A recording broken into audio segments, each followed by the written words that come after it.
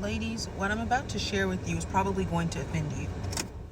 And it's not going to offend you because I'm going to say anything particularly mean or disrespectful, but it's probably going to offend you because it's going to sound dismissive. It's going to sound like I don't care, or it might sound a little bit harsh. But if you can possibly push through and listen and see if it's something that's of value to you. We have to be incredibly mindful and protective of falling prey to a victim mentality. As a woman, as a wife, as a stay-at-home mom, if you are in any of those roles, you have a lot of responsibilities. You have to sacrifice a lot. It is a relatively thankless job. One way I would put it is you get caught up a lot of the time in obscurity. Nobody really sees you. Nobody is really taking note of all that you're doing. And what can happen is during that time is it can be easy to draw the conclusion that no one cares about what I'm doing, or what I'm doing doesn't really matter. And I'm the only person having to sacrifice. I'm the only person having to do X, Y, and Z. And we completely are unaware of the sacrifice, of the requirements, of the roles of a man, of a husband, of a father, and how he's going through his own unique struggles. And what we do oftentimes, and men do the same thing too with us, is we say that they have it easier. We always feel like the other person who's not going through what we're going through has it easier. And the reality is there is no possible way to quantify that at all. The unique challenges you have are specific to you. They are difficult in relation to what your function is, what your purpose is, what your capacity is. So like, sure, your man, or you could see a man, a husband, a father do something that you might do and seem to do it with relative ease. But the reality is that does not automatically mean that he just has it easier and it just must be like, you just must be doing too much, whatever the case may be. That's not really what that means. Okay. The reason I want to point this out is because I was thinking about this, about obscurity. That no matter where you are in life, no matter what developmental stage, no matter if you are a man or a woman, if you're a husband, a wife, if you're a father or mother, it doesn't matter. The reality is life is hard. And it's hard in the sense that life is always going to be presenting challenges. It's always going to be providing some sort of resistance that is offering you the opportunity to see truth.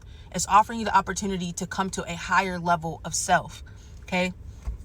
And that's the case for everybody. No matter where you are, if you're a child, you're going to be experiencing resistance that's for the purpose of helping you to grow. Same thing as a woman, as a mother, as a wife, as a husband, as a father, as a man. Like, that's just the reality. And part of that process requires you to be in obscurity for periods of time. Times where it feels like nobody sees you. Times where nobody sees you. That is a part of the process. And what we do oftentimes in society today is we say nobody should ever feel like that.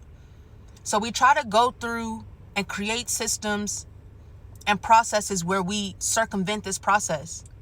It is a very dangerous thing to circumvent what is natural, because what is natural is helpful. There are always going to be negative ramifications for that, even if you don't see them immediately. Whether it has to show up several generations down the line, it's never going to be good. The fact that obscurity, that challenge, that difficulties, that resistance is a part of life, and it's a necessary part for our growth and development. If we keep getting the message that, like, no, you should never feel like that. You should not feel not seen. You shouldn't have to sacrifice. You shouldn't have to give without thanks and praise and whatnot. And it's like,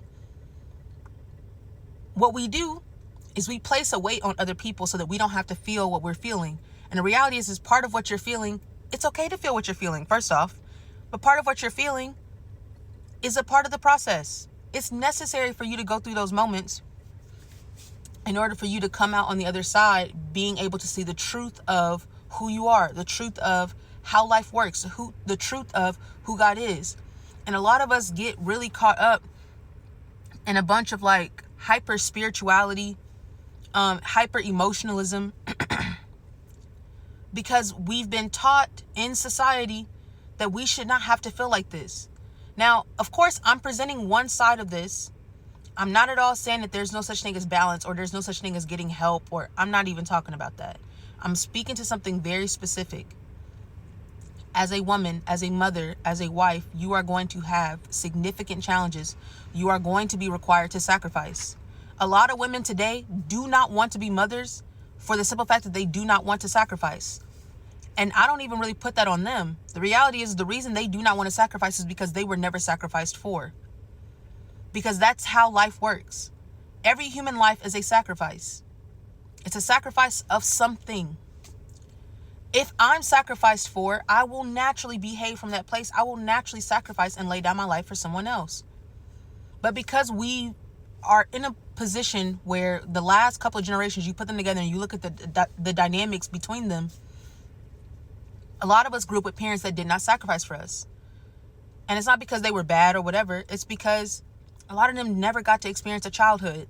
So while we were children and growing up, they were making us low-key raise ourselves. And that process wears you out and tires you out, because at a time where you should have just been resting and receiving and exploring and learning, you were being expected to produce something that you were not really developmentally ready to produce yet. So now we're at a place where we are too tired to give what is necessary for us to grow. Because that's the reality of it. We get taught so many times, like, don't lose yourself in motherhood. Don't lose yourself sacrificing for everybody else, giving for everybody else, whatever the case may be. And sure, I understand that there's definitely a such thing as like a balance.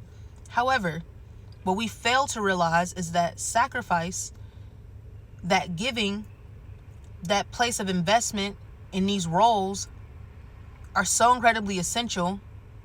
And they don't just provide something for the person that you're giving to or for the person that you're sacrificing for. They provide something for you.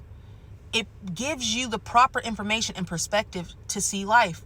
And it changes the way that you behave after that. I'm sorry, I live in Chicago and people just be doing some crazy stuff. They be rolling up on you and stuff. I'm like, what are you doing?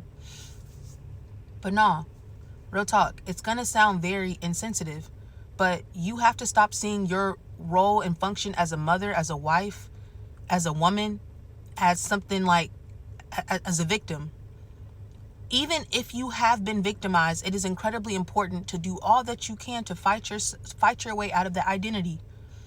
Because as long as you identify with that, you will be disempowered. You will be voiceless. You won't be able to see your value. And that has significant ramifications in all of your relationships. Period, point blank. So it might not feel good to hear what I'm saying. Hopefully you made it this far. But that's the challenge you're up against as a woman, because everybody in society is going to give you permission to be a victim. Everybody in society is going to give you permission to circumvent the process of obscurity, of challenge. But that's where you're made. That's what you need. And it's really a gift to you. It's not something that's just being taken from you. It's a gift to you. Man. Hopefully you realize that. If you got more questions or thoughts about that, like, feel free to message me.